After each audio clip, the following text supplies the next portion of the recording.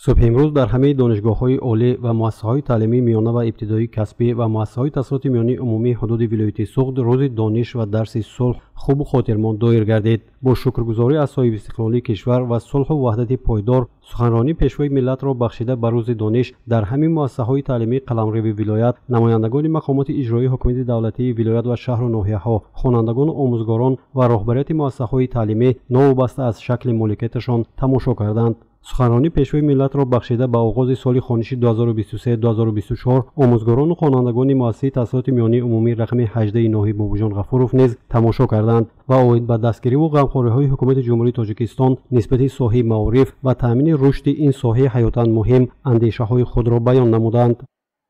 امروز در مؤسسه ما بخشیده به روز دانش جمع آمد تنتنوی با اشتراک سابقه‌داران مهنت و نمایندگان از مقامات اجرایی حکومت دولتی ناحیه بابوجان غفورов گذرانده شد و حکم آنانه در آمده است که هر سال بخشیده به روز دانش تمام خوانندگان و کل آموزگاران مؤسسه پیام اساسگذار صلح و وحدت ملی پیشوای ملت محترم امامعلی رحمان را گوش میکنیم و تماشا میکنیم.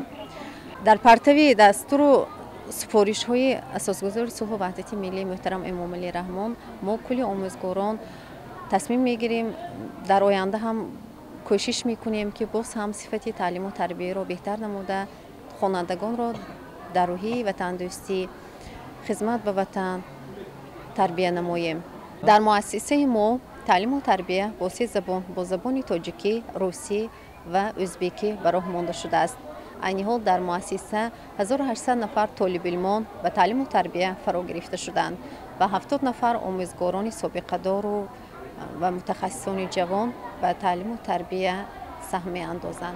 در مکتب تاجیکی روسی به نام آنتون پاولویچ چخوی شهر خوجند نیز بخشیده به روز دانش جمع آمد تنتنوی برگزار شده. درس صلح در سطح بلند دایر گردید.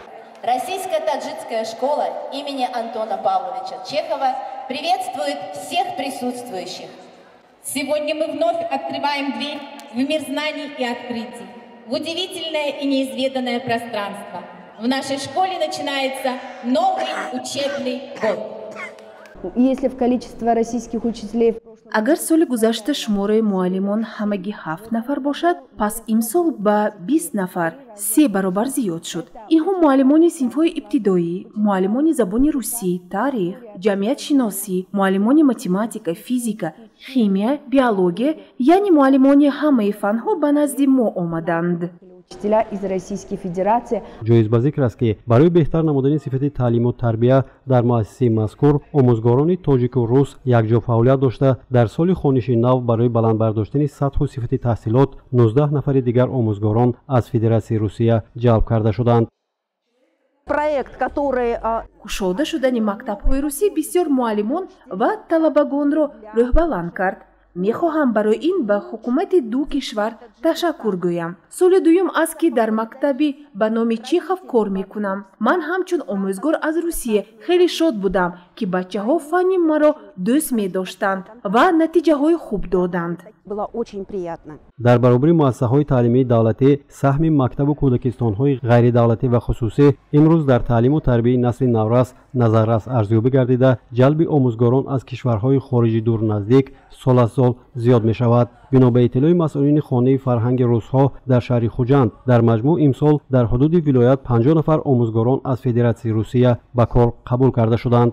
آموزگاران از آفریقا، انگلیس، امریکا و چین امروز در بازار تعلیمی ولایت سوخت طلبات دارند. در کالج نوی اینواسیونی جوانی از 20 نفر آموزگاران 2 نفرشان خارجی بوده. در نظر است که تا آخر سال 2 نفر آموزگاران دیگر به مکتب می آیند. آنها اساساً در صنف‌های ابتدایی و میانه از فن زبان انگلیسی درس می دهند. تابی نونگوی 50 ساله آموزگار از آفریقا نخستین بار به تاجیکستان آمده است. از دعوت به کار راضی شد زیرا وی به هم پیوستن سفر و تعلیم را دوست می دارد.